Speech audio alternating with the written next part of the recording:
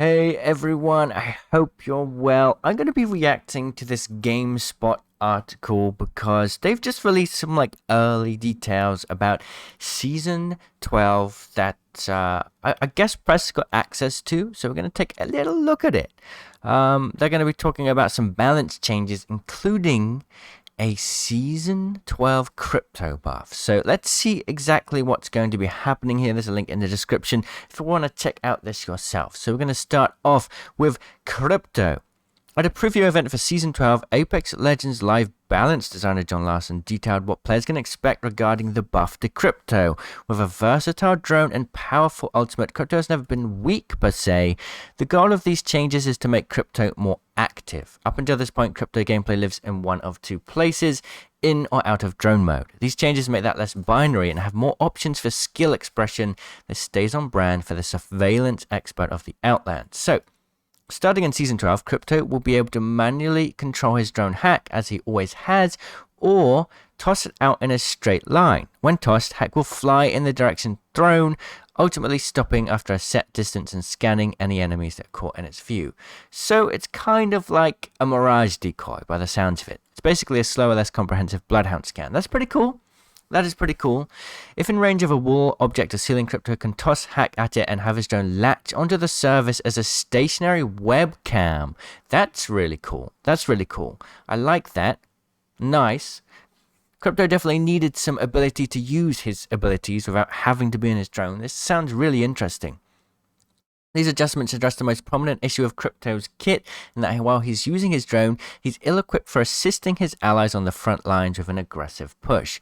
This change should fix that. Cryptomens can still pilot his drone for more comprehensive coverage of an area, but they can also now just quickly toss out hack to scan the immediate area in front of them if their squad is pushing an attack. If Crypto's ultimate ability is charged, it basically gives him an EMP grenade to throw forward as well. So you can use the EMP without the drone, which is really quite exciting to see. So if you destroy a crypto drone, it doesn't necessarily mean you aren't going to get EMP'd now. Interesting.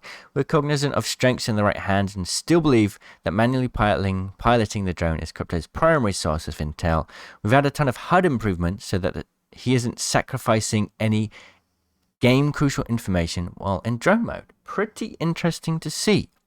Regarding Caustics Nerf, something we've dialed in on is that Caustics kit affords him some versatility that traditionally defensive characters struggle with. As everyone's favorite toxic trapper, it was important for us to make sure he maintains a differentiation, from Watson or Rampart. These two create presence with highly visible tactical abilities, communicating I'm here, stay out.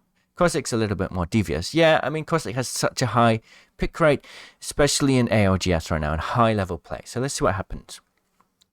We got kind of John Larson giving a little bit of an overview. Let's see.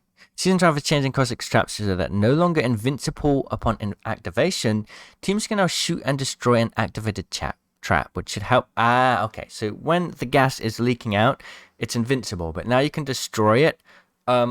That's a really big nerf. That's a really big nerf. Because if you see a trap, you can just destroy it, which is quite interesting. The gas it has emitted briefly lingers in the air. Okay, so basically you destroy the trap, and there's still going to be a short window of time where the gas is still in the air and damaging you and all that stuff. But to me, that seems quite significant. Let's see the weapon changes. Quite a few weapon and Hopup attachments are coming. Okay.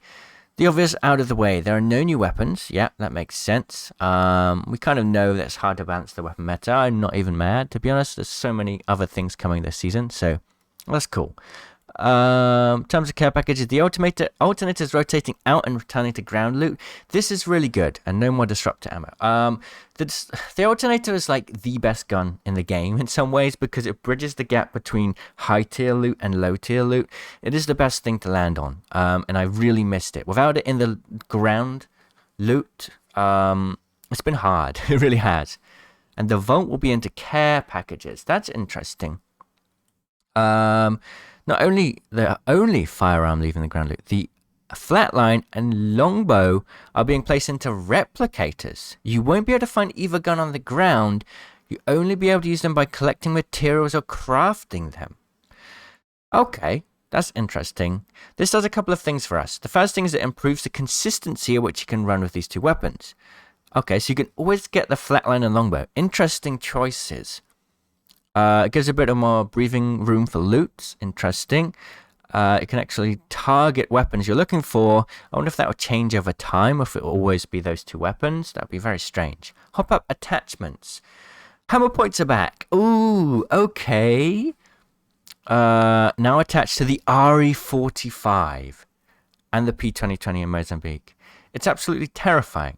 Hammer point is traditionally on slower rate of fire semi-automatic weapons.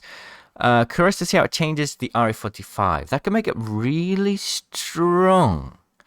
Okay. It's a much more tempered version. Makes sense. I'm very curious to see hammer point in RE45. I'm very excited to try that. Shatter caps will also change instead of being a toggle. Putting this Hopup on the 30-30 repeater or bow check will cause these weapons to change to a shotgun-like spread when firing from the hip, returning to precision fire when aiming down sights. That makes so much sense. So if you're just hip firing, it's a shotgun. If you ADS, it's not a shotgun. Awesome. A brand new Hopup called Kinetic Feeder. This Hopup can go on the Peacekeeper or Triple Take. When attached, the Kinetic Feeder activates while you're sliding, taking ammo from your inventory and loading it into the chamber, and shortening the amount of time needed to choke either weapon. Okay, so it's kind of like a precision choke, but also it loads it whilst you slide. Kind of interesting. There's a link for this in the description if you want to read it.